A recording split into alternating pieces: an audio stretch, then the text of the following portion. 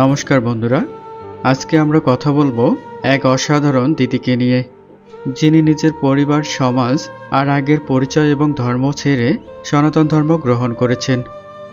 তিনি নিজের আত্মার শান্তির জন্য সারা জীবন দেবীর সম্মান পেতে এবং ভক্তি জীবনের অন্বেষায় বেছে নিয়েছেন এক ভিন্ন পথ। তিনি সনাতন ধর্ম গ্রহণ করেছেন প্রায় 2 বছর আগে এবং তিনি নিজেই গণমাধ্যমে জানিয়েছিলেন, আমি নিজের স্বইচ্ছায় সনাতন ধর্ম গ্রহণ করেছি, কারো প্রেমে পড়ে নয়, কারো প্ররোচনায় নয়, শুধুমাত্র ঈশ্বরের প্রতি ভালোবাসা থেকেই এই সিদ্ধান্ত নিয়েছি। এই দিদি যখন বৃন্দাবনে ভ্রমণে গিয়েছিলেন প্রেমানন্দ মহারাজের কাছে, তখন তিনি সনাতন ধর্ম গ্রহণ করেন। সনাতন ধর্ম গ্রহণ করার পর তিনি নিজের নাম রাখেন শ্রীনিধি দাসী। এই দিদি বর্তমানে নেপালে বসবাস করছেন।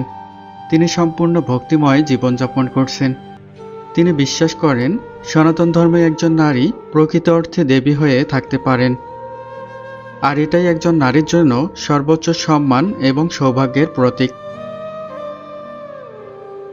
এই দিদি এখনও বিয়ে করেননি।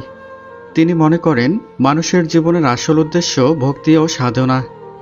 বিয়ে না করেও জীবনের পরিপূর্ণতা লাভ করা যায় ঈশ্বর ভক্তির মাধ্যমে। তবে এই দিদি এটাও বলেছেন, যদি ঈশ্বর তার ভাগ্যে বিয়ে লিখে রাখেন, তবে তিনি এমন একজনকেই জীবনসঙ্গী হিসেবে চাইবেন যিনি নিজে তীর্থভ্রমণ ও সাধনাকে জীবনের লক্ষ্য বানিয়েছেন, যিনি নিজেও সাধুপ্রবণ। এইভাবে একজন দেবী নিজের আত্মিক মুক্তির সন্ধানে আজ সনাতন ধর্মে হয়ে উঠেছেন শ্রীনিধি দাসী, একজন সনাতন ধর্মের দেবী। এই দিদিকে সনাতন ধর্মের তিলক, জপের মালা ও তুলসীর মালায় কেমন লেগেছে কমেন্ট করে জানাতে ভুলবেন না। সবাইকে ধন্যবাদ ভিডিওটি শেষ পর্যন্ত দেখার জন্য। জয় শ্রী রাধে, জয় শ্রী কৃষ্ণ, হরে কৃষ্ণ।